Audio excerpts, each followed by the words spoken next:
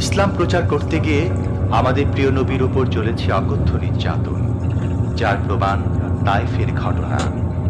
সেই কাহিনী এখন আমাদের সামনে সুললিত কণ্ঠে তুলে ধরছেন প্রখ্যাত মুফাসসিরে কোরআন হযরত মাওলানা দেলোয়ার হোসাইন সাঈদী।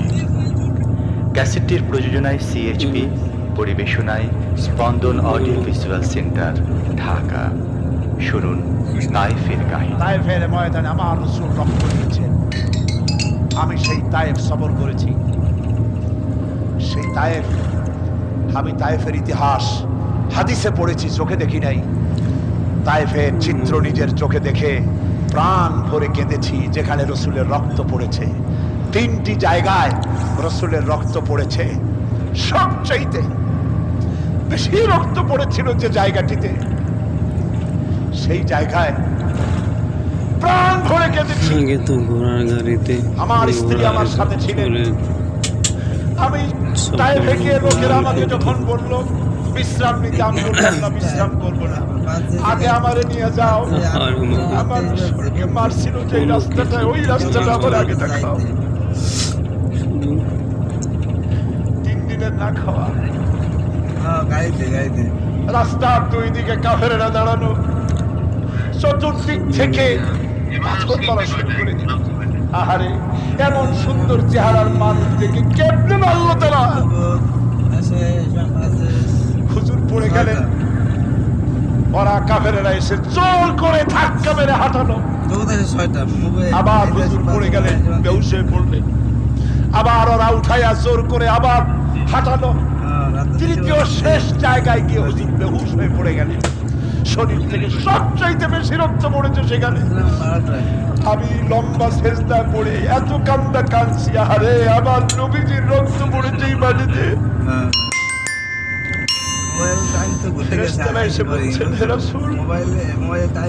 আপনার এই অবস্থা থেকে আকাশের ফেরেশতারা কাঁদতে কাঁদতে অস্থির হয়ে গিয়েছে। আপনি আমাদের অনুমতি দেন, এই পাহাড় চাপা দিয়া কাফেরের গোষ্ঠী সাফ করে দেই। আমার নবীজি বললেন না, আমি তা বলবো না। আমি তো পৃথিবীর মানুষকে প্রতিশোধ নিতে আসি নাই। আমি যদি হুকুম করি আর আমার হুকুম মতো সবগুলি যদি পাথর চাপা দিয়ে মাগে ফেলে দাও, তাহলে আমি কাল কালে পৌঁছাবো লা ইলাহা ইল্লাল্লাহু মুহাম্মাদুর রাসূলুল্লাহ। সঙ্গে যায় রক্তাক্ত শরীর, দিকে মানুষ একবার তাকাইলে চোখ ফিরাইতে পারত না। হযরত আয়েশা বলেছে, যে সমস্ত নারীরা ইউসুফ আলাইহিস সালামের দেখে হাত কেটে ফেলাইছিল, ওরা যদি আল্লাহ রাসূলকে দেখতো, হাত কাটতে কাটতে কলিজা কাটে ফেলাই দিত, টের পাইতো না। এমন মানুষের গায়ে কেমনে বাছুর মারল।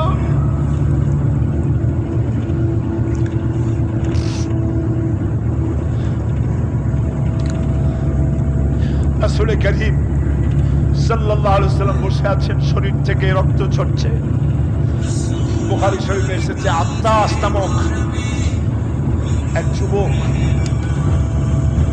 আঙ্গুরের বাগান থেকে 1 গ্লাস আঙ্গুরের শরবত এনে হুজুরের হাতে দিলেন। কষ্টের পর 3 দিনের না খাওয়া ক্ষুধার্ত নবী 1 গ্লাস আঙ্গুরের শরবত সবটুকু পান করে একটা স্বস্তির নিঃশ্বাস ফেললেন। বললেন, তোমার নাম না আত্তাস? তিনি বললেন, হ্যাঁ আমার নাম আত্তাস। তোমার বাড়ি হযরত ইউনূস আলাইহিস সালামের গ্রামে? বললেন যে হ্যাঁ, আমার বাড়ি ইউনূস আলাইহিস সালামের গ্রামে। যুবক জিজ্ঞেস করলেন, হুজুর আপনি কি করে বুঝলেন আমার নাম আত্তাস আর আমার বাড়ি ইউনূস আলাইহিস সালামের গ্রামে? আপনি জানলেন কি করে?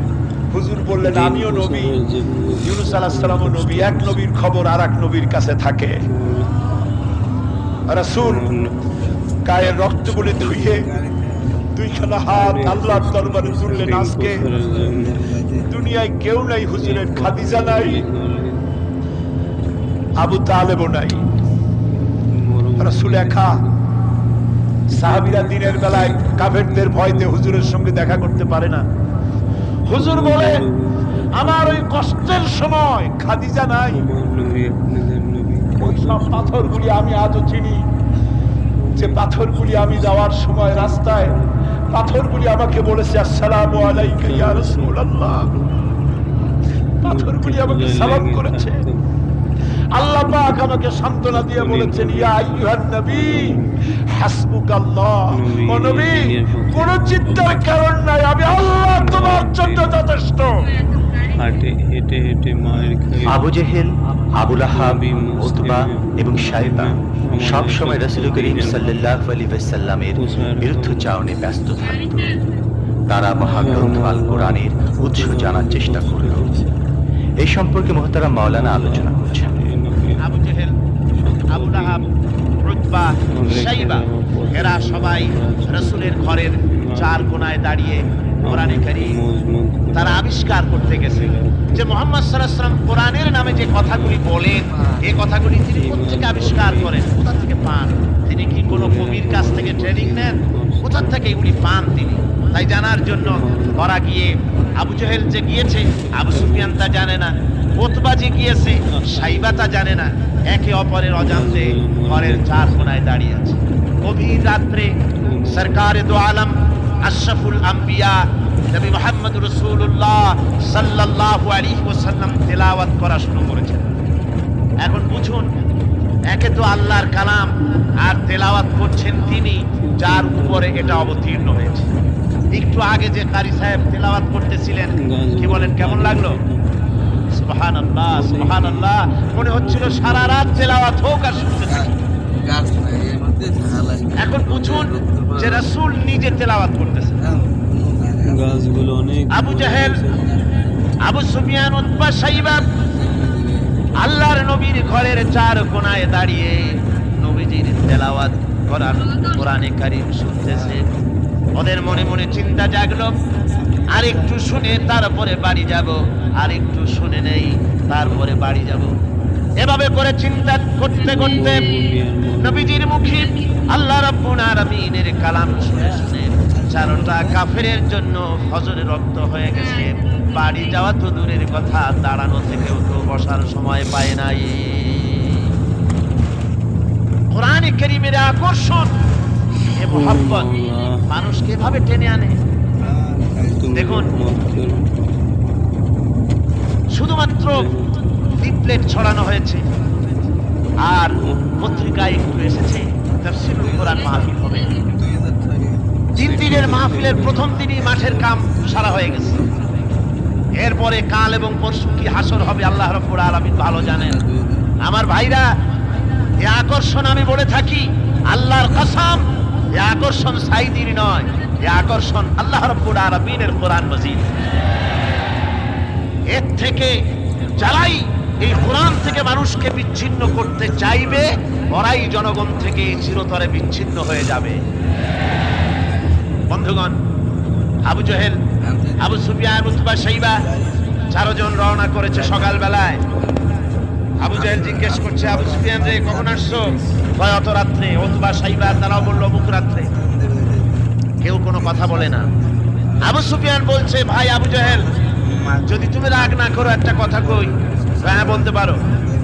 দেখুন, এই যে সারা রাত ধরে মুহাম্মদ সাল্লাল্লাহু আলাইহি ওয়াসাল্লামের মুখে আল্লাহর কালাম শুনলাম, আমার মনের বিশ্বাস, লাত মানাতের কসম করে বলতে পারি, এই কথা মানুষের বানানো হতে পারে না। এটা কোন ঐশ্বরিক বাণী হবে, এটা মানুষের। আবু জেহেল বলছে, দেখো ওই কথা তো আমারও, কিন্তু মুশকিল হলো এই, আমরা হলাম লিডার। আমরাই যদি এতে আকৃষ্ট হয়ে পড়ি, তাহলে তো আবু বকর, ওমরের মতো আমরাও পাগলামি করে পড়ি, আমরা ওই দলে চলে যাব, আমরাও মুসলমান হয়ে যাব। সুতরাং আমি বুঝতে পেরেছি তোমাদের কোরআন শোনার পাগলামিতে ধরেছে। তোমরা আমার হাতে হাত দাও, তওবা পড়ো। এই জায়গায় কোরআন শুনতে আর কোনোদিন আসবে না। কি করবে? ইচ্ছের বাইরে নেতাকে খুশি রাখতে হয়, তাই বাধ্য হয়ে সবাই তওবা করে। তওবা করে বাড়ি চলে গেছে। সন্ধ্যা যখন পার হয়ে গেল, আবু সুফিয়ান ভাবলো, আবু জেহেল নিজেই যখন তওবা পড়িয়েছে, সে তো আর আসবে না। আর উতবা, শাইবা, আবু জাহেলের ভয়তে যাবে না। আমি আজকে একা একা মুহাম্মদ সাল্লাল্লাহু আলাইহি ওয়াসাল্লামের ঘরের কোণায় গিয়ে প্রাণ ভরে কালামুল্লাহ শুনবো। দেখা যায়, উতবাও তাই ভেবেছে, শাইবাও তাই। ঘর আছে। এদিকে আবু জেহেল মনে মনে ভাবলো, ওরা তিনজনে আমার হাতে তওবা পড়েছে, আমার নেতৃত্বের প্রভাব, আমার ভয়তে ওরা কেউ আসবে না। আজকে একা আমি মজা করে সারা রাত শুনবো মুহাম্মদ সাল্লাল্লাহু আলাইহি ওয়াসাল্লামের মুখে আল্লাহ বাড়িঘর আছে। গত রাত্রের মতো আজও সব হাজির হয়ে তারপরও গেছে কি ঘরের কোনায় আসবে, একতলা, এটাই তো দুতলা, স্বাভাবিক, আসাটাই একটা স্বাভাবিক। একতলা। গত বছর কোরআনে কারীমের আমাদের তাফসীরের দেশে মাহফিলে বাধা দিল। বিশাল বিশাল একটা পত্রিকায় দেখলাম হরতালও সফল, তাফসীরও সফল। মানুষই দেখা যায়। তো আমি দেখলাম যে হেডিংটা তো খুব ভালোই, খবরটা পড়লাম, দেখলাম একটা প্রতিবেদন আমাদের লিখেছেন, দেশে তিনি কত লিখলেন মানুষ গায়ে যে গায়ে কোরআন বিরোধীরা ডাকতে তারা হরতালের ডাক দিল। কিন্তু এরা এখন আজকাল পাগলে ডাক দিলেও হরতাল হয়ে যায়, কি তার দামি গাড়িটা রাস্তায় বের করে ভাঙবে।